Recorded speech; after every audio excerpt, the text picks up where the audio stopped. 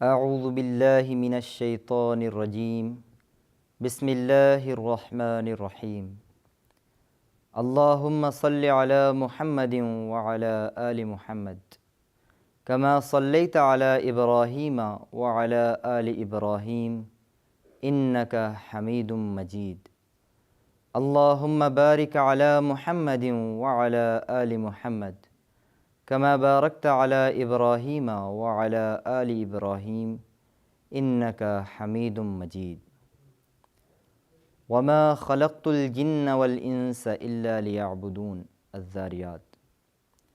اور میں نے جن و انس کو پیدا نہیں کیا مگر اس غرض سے کہ وہ میری عبادت کریں۔ ناظرین کرام، آج کے درس حدیث کا موضوع ہے نماز اور اس کی شرائط۔ عن ابی ایوب الانصاری رضی اللہ عنہ ان رجلا قال یا رسول اللہ اخبرنی بعمل يدخلنی الجنہ فقال النبی صلی اللہ علیہ وسلم تعبد اللہ ولا تشرک به شیئا وتقیم الصلاة وتؤتی الزکاة وتصل الرحم۔ بخاری۔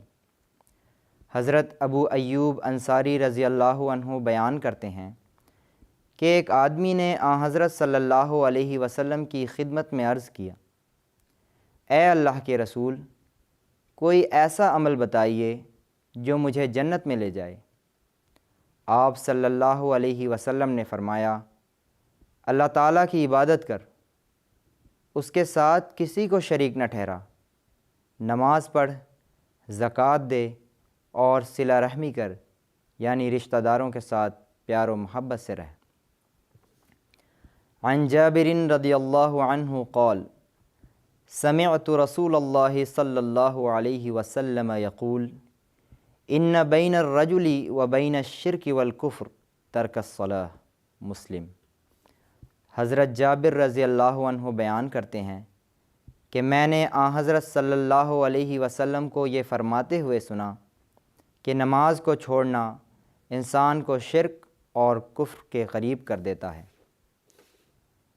عن ابی ہریرہ رضی اللہ عنہ قال قال رسول اللہ صلی اللہ علیہ وسلم ان اول ما يحاسب به العبد یوم القیامة من عمله صلاته فإن صلحت فقد افلح وانجح وإن فسدت فقد خاب وخسر فإن انتقص من فریضته شیء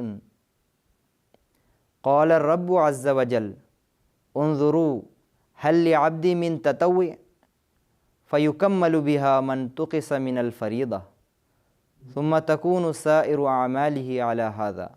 ترمذی۔ حضرت ابو ہریرہ رضی اللہ عنہ بیان کرتے ہیں کہ حضرت صلی اللہ علیہ وسلم نے فرمایا، قیامت کے دن سب سے پہلے جس چیز کا بندوں سے حساب لیا جائے گا وہ نماز ہے۔ اگر یہ حساب ٹھیک رہا تو وہ کامیاب ہو گیا اور اس نے نجات پا لی، اگر یہ حساب خراب ہوا تو وہ ناکام ہو گیا اور گھاٹے میں رہا۔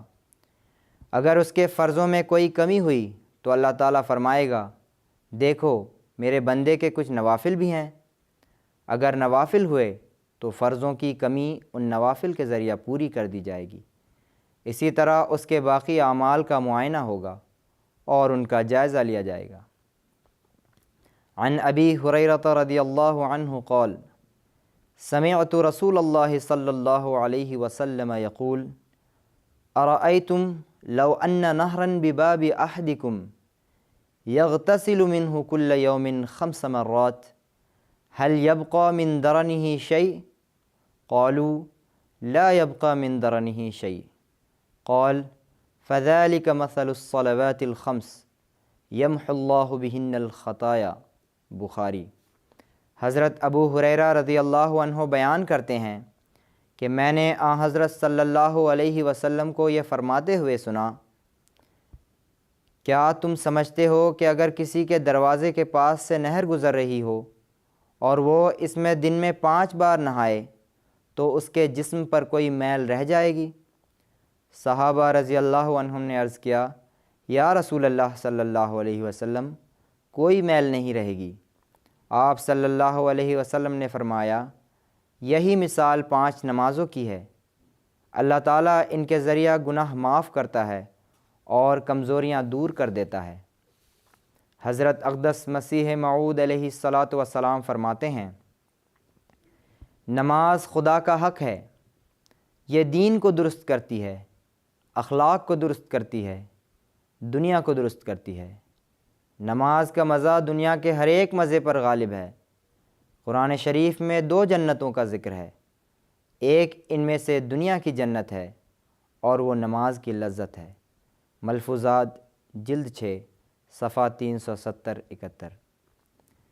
حضرت خلیفۃ المسیح الخامس ایدہ اللہ تعالی بنصرہ العزیز فرماتے ہیں، ہمیں ہمیشہ یاد رکھنا چاہیے کہ اللہ تعالیٰ کہتا ہے کہ نماز برائیوں سے بچاتی ہے، تو یہ یقیناً سچ ہے۔ اللہ تعالیٰ کا کلام جھوٹا نہیں ہو سکتا۔ جن لوگوں میں نمازیں پڑھنے کے باوجود برائیاں قائم رہتی ہیں، ان کی نمازیں صرف ظاہری نمازیں ہوتی ہیں، وہ اس کی روح کو نہیں سمجھتے۔ مشکل اور پریشانی میں جب کوئی ہوتا ہے تو ہم دیکھتے ہیں کہ نمازوں میں بہت سے ایسے ہیں جو بڑے روتے ہیں، گڑ گڑاتے ہیں، چلتے پھرتے بھی اللہ تعالیٰ سے دعا کرتے ہیں۔ حضرت خلیفۃ المسیح الخامس ایدہ اللہ تعالی بنصرہ العزیز فرماتے ہیں، تمہاری فلاح اور ترقی خدا کے ساتھ تعلق میں ہے، اور اس کا بہترین ذریعہ وقت پر نمازوں کی ادائیگی ہے اور باجماعت نمازوں کی ادائیگی ہے۔ اگر آپ میں سے ہر ایک نیکی کو قائم کرنے والا اور برائی کو رد کرنے والا اور نمازوں کو قائم کرنے والا بن جائے تو سمجھ لیں کہ آپ کامیاب ہو گئے۔ الفضل 30 اگست 2003۔ اللہ تعالی ہمیں نمازوں کو اس کی تمام شرائط کے ساتھ ادا کرنے کی توفیق عطا کرے، آمین۔ وآخر دعوانا ان الحمد للہ رب العالمین۔